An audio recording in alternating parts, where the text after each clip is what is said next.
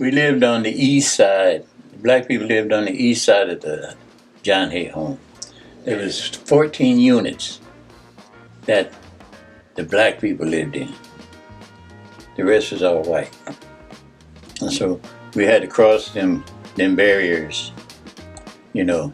And these are middle class white people. They wasn't poor white people. They were middle class white people. And so we had to go that way to go to school and to go to the Norman Treat Center. And we would get bothered sometimes because of the segregation. And so we defended ourselves.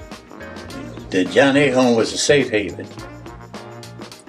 So if you got in trouble outside of John Hay home and anyone was after you, if you made it to the John Hay home, then they couldn't get you or find you because anybody would take you in, or you could climb on the roof and lay down flat, you know.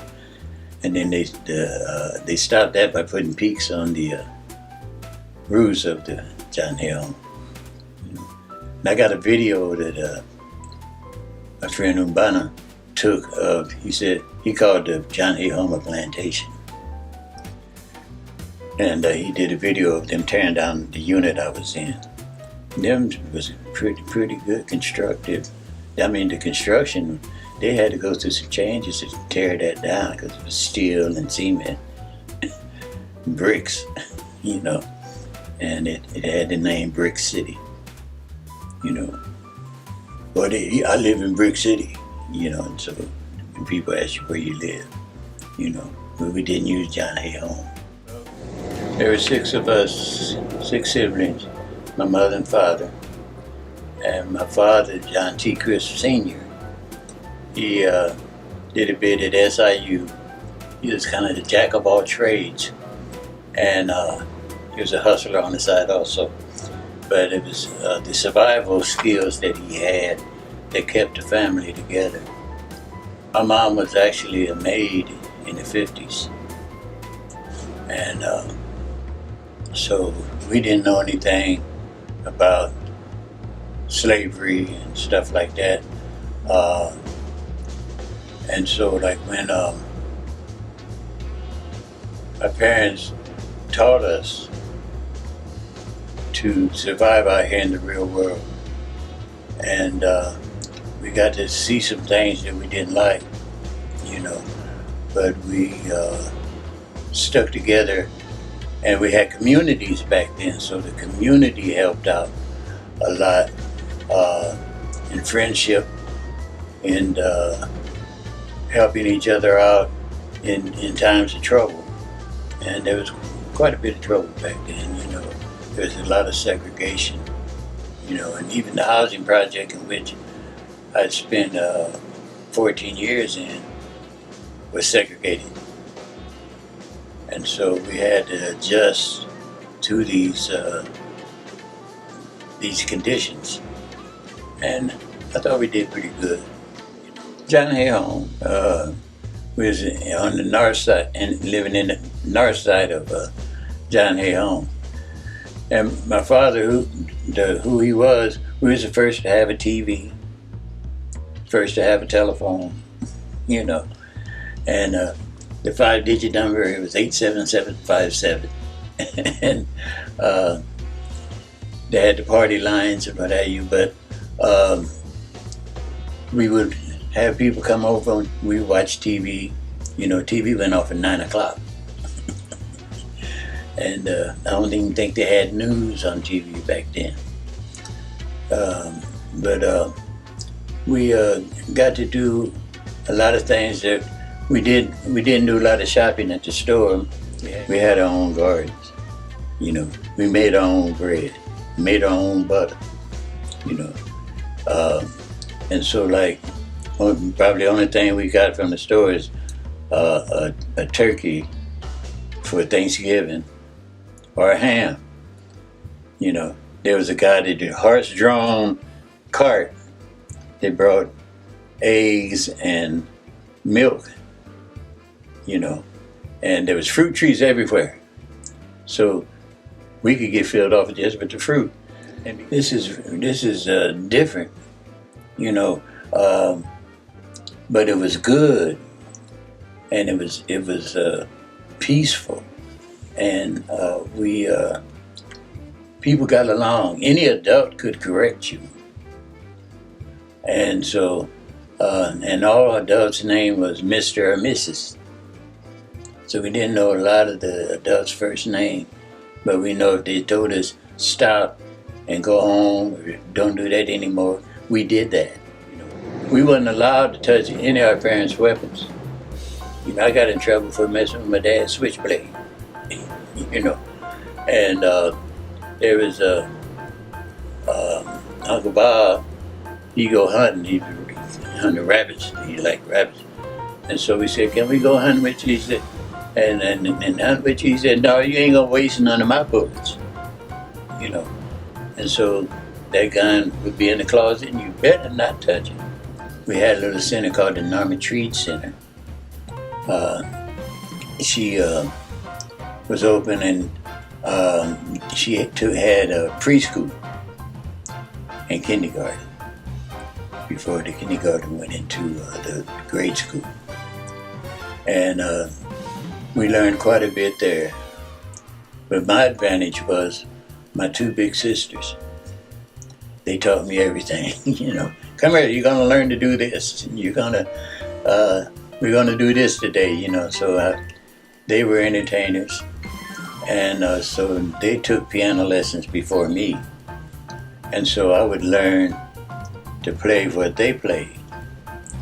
And there was this one piano teacher, Mrs. Winston, and her son was Doc Winston, the foot doctor, who was a drummer. But I was taking lessons, I was playing, and she said, "You're not reading." I said, "Yes, ma'am, I'm reading." And she took the ruler and hit my hand and said, "You're not reading, you didn't turn the page." Boy, did I get in trouble for talking back to Miss Winston. And so piano lessons were 50 cents a day for the class. And she told my mom that ain't no sense in you wasting your money. This boy is never gonna learn to play music. He hears it, he can play it. And so that's how I develop my skills in playing. And plus my sisters teaching me. My father he played piano, he was an entertainer, he sang. And so all of our family did some type of instruments, and we all did well at that, and it was a great experience and opportunity, because the elders at that time took us in arms and showed us how to do things and the correct way to do things. And this is how I got involved in the Garvey Tubman Center. Zion Baptist Church, which I was baptized in. It was on Carpenter, 9th and Carpenter. And most of that section was white. And we didn't know that at one time that was where black people lived. But it was the first Baptist church built in Springfield. Then there was Union Baptist Church, and it was set more in the hood area, outside the projects, and it was quite an active church. We had St. Paul AME African Methodist Church. It was the first African Methodist church built in Springfield, and I got to do quite a few things with the elders that were at that church, because the churches were somewhat in control of the east side. Then we had the precinct committee people that they made the decisions when city council say, we want to do this. Well, you can't do it here, but you can do it over here. And they somewhat listened to that, And so like, not knowing that we were poor made a difference. The churches, we had the prayer wheel. It was what we call the Holy Roller Church. And it's the first church I saw that had drums and guitars and horns and stuff. And they praised the Lord with a joyful noise. And we would go stand outside the church and listen to that on Sundays, and Saturdays. Well, you had Leon Stewart. You had a Shell filling station on 11th and Jefferson. He was there for a while, and then he moved to 15th Street. When the gas was 19 cents a gallon. Then there was Emmett Gleghorn, who was a musician, police officer, because the black officers patrolled our area. We had one or two white officers that they came through over there on the east side, northeast side. And we had, oh Lord, you got me trying to think.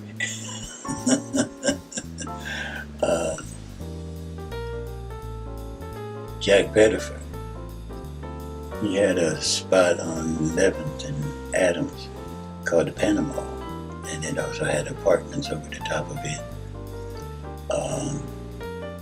There was a cab company. We had our own cab company and our own restaurants. There was a barbecue stand there at American Legion, Otis B. Duncan.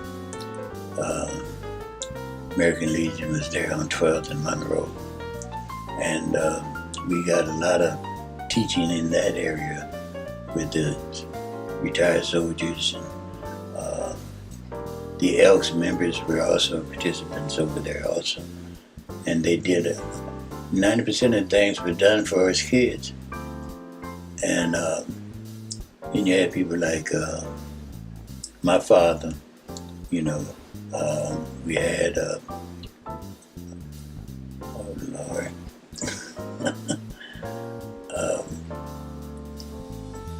C. Lee Carey. He taught gymnastics and what have you, and they had a heck of a gymnastic team. We go there and we could play baseball, basketball. We can listen to the black municipal band because they were separated then. And then we had a Mrs. Brown Drum and Bugle Corps.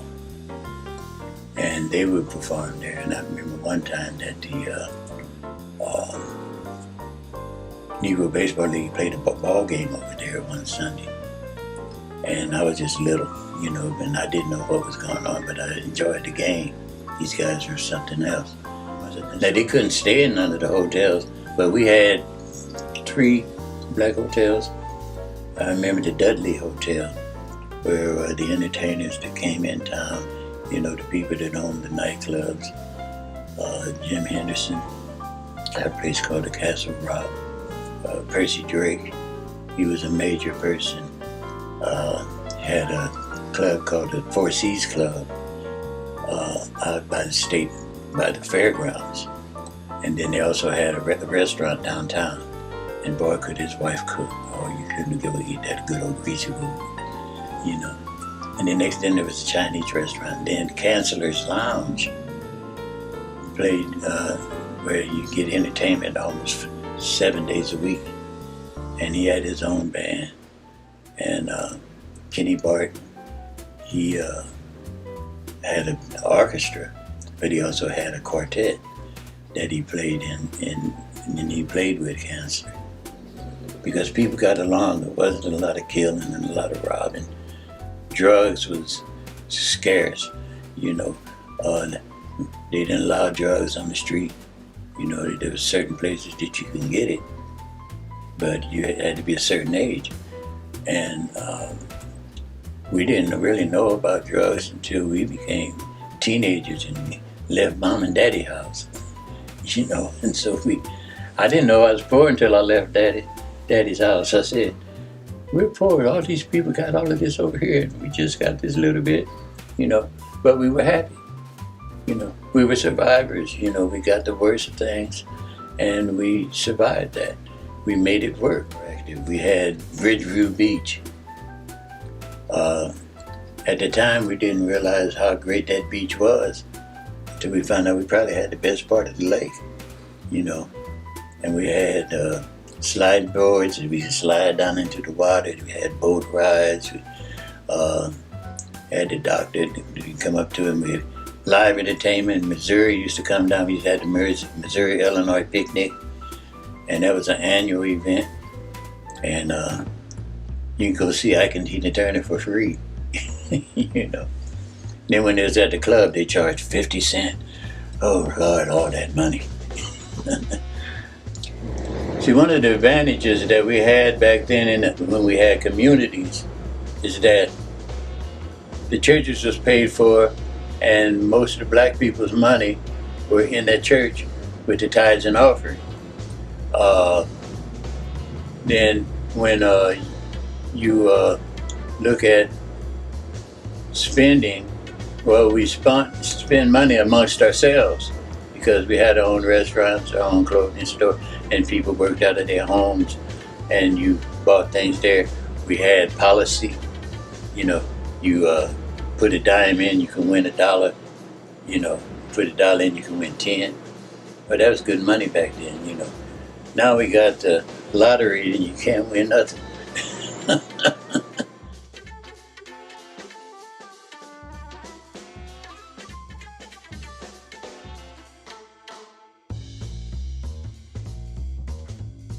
We need to get the communities back, because they broke the communities up and created neighborhoods. You know, just over on 24th Street, in that complex, they got duplexes. And the kids that we worked with, the kids knew each other, but the parents didn't speak to each other and know each other. And they'd come out the same door on the same porch. I said, don't y'all sit outside in the evening? Don't you need to borrow something or ask the question of your neighbor? You know, and I don't know them, whatever. They ain't got to be in my business, you know. And the attitude that has been created. And then the education part. Passing the people through to get ready for the next group coming in. You know, where with being a teacher, I explained to my teenage kids that 1 through 12 teaches you to work for somebody else and make somebody else rich. If you want to make yourself rich, you got to get a skill, you got to get a trade. It's the things that you learn and the things that you want. Our children are taught to fail in this system. And then the new American come over and they can take over because they're a team. I was living in Chicago. There was 5 Mexican families living in this 2-bedroom apartment. But in 3 years, all of them had their own apartment. Why? Because they went out working, pooled that money together, and took care of each other. And there was a family, a team. And this is what's missing in our community. We as black people in America, we're the only race that our culture was taken from us, you know. And so we grew up in a European culture. You do it this way, you do it that way, you know. We don't speak none of our languages. We don't do none of the ways of the African or the motherland, whether it be Jamaica, Mexico, Africa. You know, they took that from us. You know, we had to sneak to read, and if we got caught reading, it almost got killed. Some of them did. You know, and then the free black man that they don't talk about, that helped build America. You know, the ones that went in and fought in the Civil War, the Buffalo Soldier. Well, I was born here. This is my land too. Well, why are you fighting for the white man? You ain't fighting for the white man. You're fighting for your rights as an American citizen. But they don't teach that. They make it, they always want to have clashing. You know, and why clash? We can be simply get along, you know. There ain't but one race, and that's the human race. And the greatest thing you can have is when a child grows up, got his own family, say thank you for the tough love, and now I'm not gonna let my kids go through what I went through. I ain't gonna let them be doubtful. He said, I went to trade school, I'm working, and I'm buying my home. They ain't renting, they buying their home. And these are the things, and all of the do you remember me's? And no, you was little when now you big and handsome and beautiful. You know, and then they talk about the times that they had with our organization. And it's been several, you know. The success we had at the Boys and Girls Club when Mr. Scott, who was co-founder of Garvey Tubman Center. We got a lot done there. The kids would come in to do their homework first, then they'd go to the rec room and to the gym, because they had a different mindset for learning and developing their skills, you know, and then they find out that they can do things that they thought they couldn't. They have that opportunity.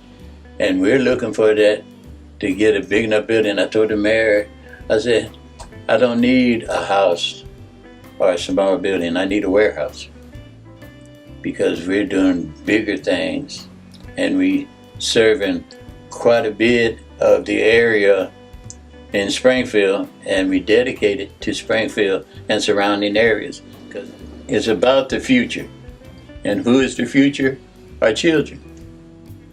And unless they have the proper training, you know, then they're going to be out here doing the easy way out. I can sell drugs, you know. Well, yeah, drugs easy money. I'm going to rap. Yeah, rap was easy money when they was paying it. But you notice Ice-T and them and Snoop Dogg and them, they ain't rapping no more, they get in business. They got out of that negative and into a positive, you know. You know, LeBron James, $40 million to education in his hometown. That's what it takes, you know. And we got to get off the dollar and go to bartering again. I'll fix your house if you fix my car, you know. And get skill training back into the lives of the people that live in the world. You know, you specialize, you know. I was studying some African villages, you know, Nigeria and Ghana and what have you. And the person that carves statues and different ceremonial stuff, that's all they do. The person that grows the food, that's all they do. If you go get the water, that's your job. That's what you do to your life. You know, the beading people that do this tight bead work and make fantastic jewelries and beads and stuff from seeds and different things. That's what they do. So the village is specialized. Everyone has a purpose in the village. And if there's a purpose missing, then a person is trained to take that over and make it work. And the village is behind them, but 100%. And this is what we need to do here in the United States of America. To be an elder is grand because you experienced life. You know, the hate should be gone in a person my age. I'm 76 years old. And I have a tendency to get angry when people do things against what I'm trying. And I have to remember that they creating that confusion. All you have to do is share what you have, you know. And when you give the greatest thing that happened to me, I say I'm a billionaire poor man, because at Garvey Tubman we don't get paid. It was founded by volunteers, senior citizens, professionals. Come over here and share your skills with these babies, you know, and it works. And so if we can just get the leadership and the greed and the people that, I want to control something, but control your life. Don't control the people. Be a part of life for the people. And this is the only way I feel it's going to work. And it has worked at the Garvey Tubman Center. It had worked at the Tubman Anthony Center. It worked with all of the organizations that I participated with. You know, the Nation of Islam, the Black Panthers, you know, the Black Stone Rangers, you know. They had a family and a large community to keep safe over authority. You know? But there's always somebody that wants what you got. And if we can just stop that and just help each other, then you got a almost good world. Almost. If you work together, then things will be fine.